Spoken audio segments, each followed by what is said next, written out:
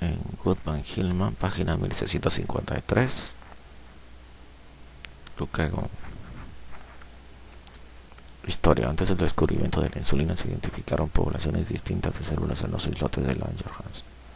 Murlin y Kimball descubrieron el glucagón en sí en 1923, menos de 2 años después del descubrimiento de la insulina. En contraste con el interés que despertó el descubrimiento de la insulina, pocos prestaron atención al glucagón y no se reconoció como una hormona importante durante más de 40 años. En la actualidad se sabe que el glucagón posee una importante participación fisiológica en la regulación del metabolismo de la glucosa y de los cuerpos cetónicos, pero solo despierta interés terapéutico menor para el tratamiento a corto plazo de la hipoglucemia. También se analizan estudios radiográficos por sus acciones inhibidoras sobre el músculo liso intestinal. Propiedades químicas. El glucagón es un polipéptido de cadena única de 29 aminoácidos. Muestra homología importante con varias otras hormonas polipeptídicas, entre ellas secretina, péptido intestinal vasoactivo y péptido inhibidor gastrointestinal. La secuencia primaria del glucagón está altamente conservada en mamíferos y es idéntica en seres humanos, ganado vacuno, cerdos y ratas.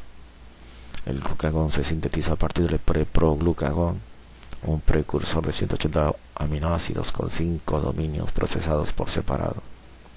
Un péptido señal amino terminal va seguido por péptido pancreático relacionado con glicentina, glucagón, péptido parecido a glucagón 1, GLP-1, glucagon-like peptide, y péptido parecido a glucagón 2. El procesamiento de la proteína es secuencial y ocurre de una manera específica para tejido. Esto da por resultado diferentes péptidos secretores en células alfa pancreáticas y células intestinales parecidas a células alfa llamadas células L. La glicentina, un importante intermediario de procesamiento, consta de polipéptido pancreático relacionado con glicentina en el amino terminal y glucagón en el carboxiterminal, con un par ARG entre ambos. El enteroglucagón u oxintomodulina consta de glucagón y un hexapéptido carboxiterminal enlazado mediante un par arginina-arginina.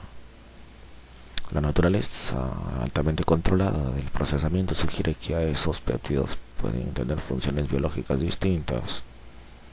En la célula alfa pancreática el gránulo consta de un centro de glucagón circundado por un halo de glicentina. Las células L intestinales solo contienen glicentina y probablemente carecen de la enzima que se requiere para procesar este precursor hacia el glucagón. El enteroglucagón se une a los receptores hepáticos del glucagón y estimula a la anilciclasa con 10 a 20% de la potencia del glucagón. El péptido parecido a glucagón 1, glucagon-like peptide 1, es un potenciador en extremo potente de la secreción de insulina, aunque al parecer carece de efectos hepáticos importantes. La glicentina, el enteroglucagón y los péptidos parecidos al glucagón se encuentran de manera predominante en el intestino y su secreción continúa luego de pancreatomía total. Regulación de la secreción. La secreción de glucagón está regulada por la glucosa en la dieta, la insulina, aminoácidos y ácidos grasos. Al igual que en la secreción de la insulina, la glucosa es un inhibidor más eficaz de la secreción de glucagón cuando se ingiere que cuando se administra por vía intravenosa, lo cual sugiere una posible participación para alguna hormona gastrointestinal en la respuesta. El efecto de la glucosa se pierde en pacientes con diabetes tipo 1 no tratados o con terapéutica inadecuada y en células alfa pancreáticas aisladas, lo cual indica que al menos parte del efecto es consecutivo a estimulación de la secreción de insulina. La somatostatina también inhibe la secreción de glucagón, al igual que los ácidos grasos libres y las cetonas. Casi todos los aminoácidos estimulan la liberación tanto de glucagón como de insulina. Esta reacción coordinada a los aminoácidos puede evitar la hipoglucemia inducida por insulina en individuos que ingieren una comida que consta de proteína pura. Al igual que la glucosa, los aminoácidos son más potentes cuando se ingieren y así pueden ejercer algunas de sus acciones por medio de hormonas gastrointestinales. La secreción de glucagón también está regulada por la inervación de los islotes pancreáticos por el sistema nervioso autónomo. La estimulación de nervios simpáticos o la administración de aminas simpático-miméticas aumenta la secreción de glucagón. La acetilcolina posee un efecto similar. Glucagón en diabetes mellitus. Las concentraciones plasmáticas de glucagón están altas en diabéticos mal controlados. En vista de su capacidad para aumentar la gluconeogénesis y la glucogenólisis, el glucagón exacerba la hiperglucemia propia de la diabetes. Sin embargo, esta anormalidad de la secreción de la hormona parece depender del estado diabético y se corrige con la mejoría del control de la enfermedad. La importancia de la hiperglucagonemia en la diabetes se ha valorado por medio de la administración de somatostatina.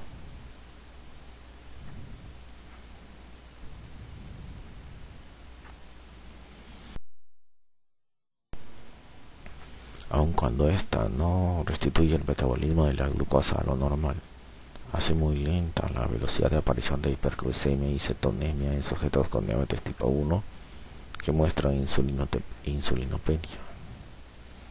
En individuos normales, la secreción de glucagón aumenta en respuesta a hipoglucemia, pero en pacientes con diabetes tipo 1, este importante mecanismo de defensa contra hipoglucemia inducida por insulina se pierde.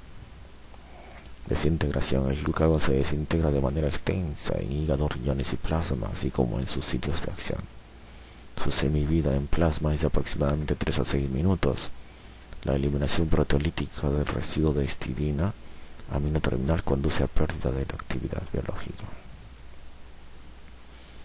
Acciones a nivel celular y fisiológicas. El glucagón interactúa con la glucoproteína GPCR en la membrana plasmática de las células efectoras, que envía señales a través de GS. Los efectos primarios del glucagón en el hígado están mediados por AMP cíclico. En general, las modificaciones de la región aminoterminal del glucagón, por ejemplo, F-glucagón y Gluca9-glucagón amido, dan por resultado moléculas que se comportan como agonistas parciales, o sea, retienen alguna afinidad para el receptor de glucagón, pero muestran una notoria reducción de la capacidad para estimular a la adenilciclasa. El glucagón activa la fosforilasa, enzima cinético limitante de la glucogenólisis, a través de la fosforilación estimulada por AMP cíclico, en tanto que la enzima es inactivada por la fosforilación simultánea de la sintasa de glucógeno. Se intensifica la glucogenólisis y se inhibe la síntesis de glucógeno. AMP cíclico también estimula la transcripción del gen de la carboxicinasa. AMP cíclico también estimula la transcripción del gen de la carboxicinasa de fosfoenolpiruvato, enzima cinético limitante de la gluconeogénesis. Ambos efectos normalmente son contrarrestados por la insulina, y esta última ejerce acción dominante cuando existen concentraciones máximas de ambas hormonas.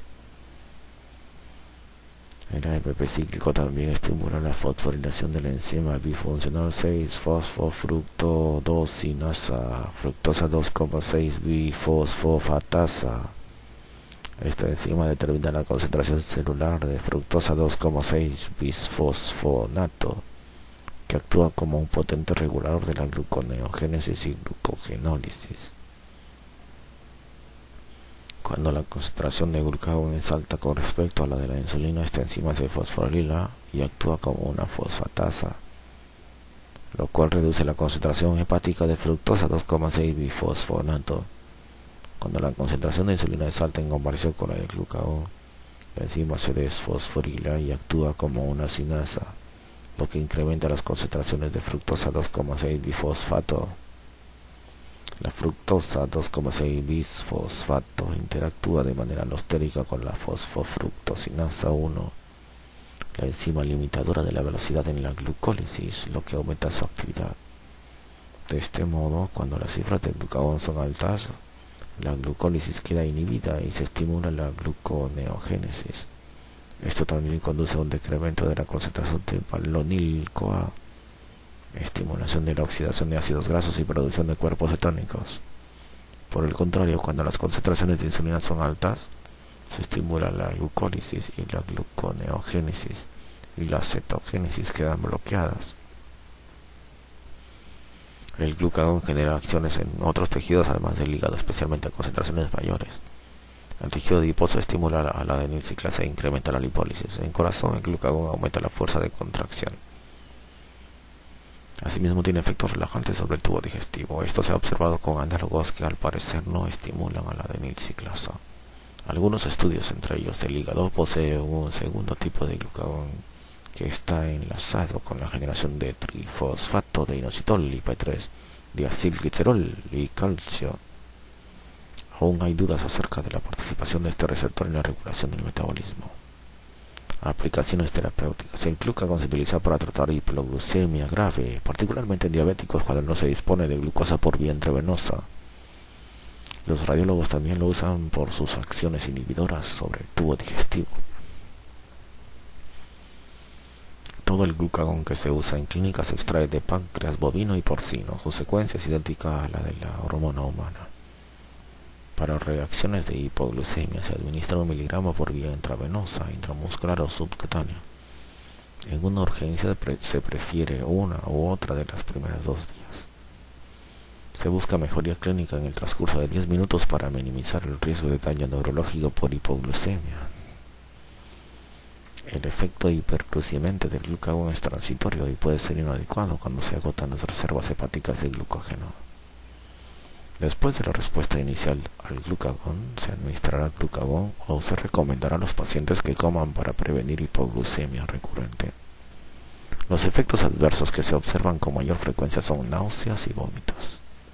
El glucagón también se utiliza para relajar el tubo digestivo con el objeto de facilitar el examen radiográfico de las partes alta y baja de este último con vario, la hilografía retrógrada, así como en la resonancia magnética del tubo digestivo. El glucagón se ha usado para tratar el espasmo relacionado con diverticulitis aguda y trastornos de las vías biliares y del esfínter de Oddi, como coadyuvante en la extracción de cálculos biliares con canasta y para impacción del esófago e invaginación intestinal. Se ha utilizado con propósitos diagnósticos para distinguir entre ictericia obstructiva y hepatocelular. El glucagón libera catecolaminas de los feocromocitomas y se ha utilizado en algunos experimentos como método diagnóstico de dicho trastorno. Con base en tal defecto, está contraindicado el uso de esa hormona en casos de feocromocitoma diagnosticado. La hormona también se ha utilizado como un inotrópico cardíaco para el tratamiento de choque, en particular cuando la administración previa de un antagonista de los receptores adrenérgicos beta ha anulado la eficacia de los agonistas de dichos receptores. Continuaremos con somatostatina. Estamos en Goodman, página 1654.